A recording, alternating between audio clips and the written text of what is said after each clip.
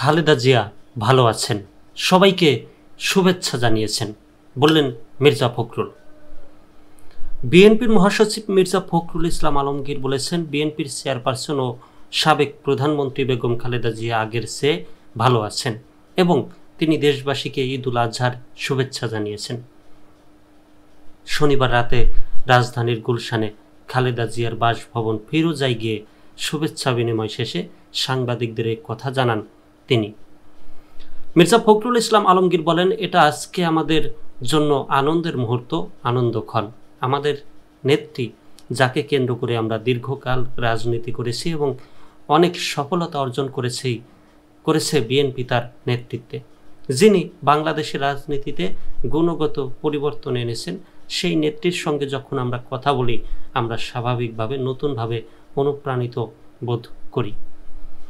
বিএনপির মহাসচিব বলেন, গণতন্ত্রের প্রতি তার যে অবিচল আস্থা, সেই আস্থা তিনি সবসময় প্রকাশ করেন এবং তার প্রতিটি কথার মধ্যে আমরা সেই বিষয়টি দেখতে পাই যে গণতন্ত্রের প্রতি তার যে আস্থা, তার যে অনুরাগ এবং তিনি যে বিশ্বাস করেন গণতান্ত্রিক ব্যবস্থা ছাড়া কোনো ব্যবস্থায় ঠিক সেইভাবে কোনো রাষ্ট্রের উপকার করতে পারে না।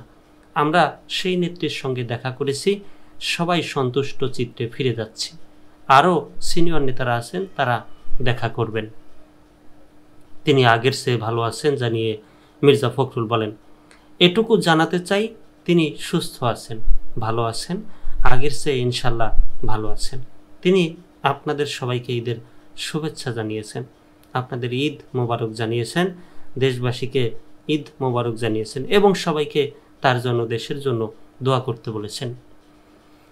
এর আগে রাত 8:30টায় ফিরোজায় প্রবেশ করেন বিএনপির মহাসচিব সহ দলের স্থায়ী কমিটির সদস্য খন্দকার মোশাররফ হোসেন, জমির উদ্দিন সরকার, মির্জা আব্বাস, গয়েশ্বর রায়, আব্দুল মঈন খান, সালাউদ্দিন আহমেদ, সেলিমা রহমান, হাফিজ উদ্দিন আহমেদ, ডাক্তার এজেডএম জাহিদ হোসেন।